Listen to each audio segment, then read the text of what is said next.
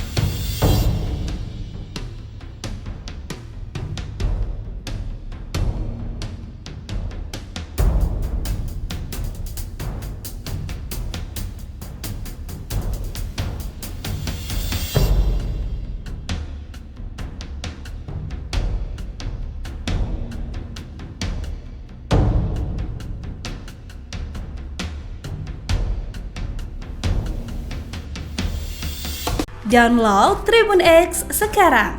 Menghadirkan lokal menjadi Indonesia.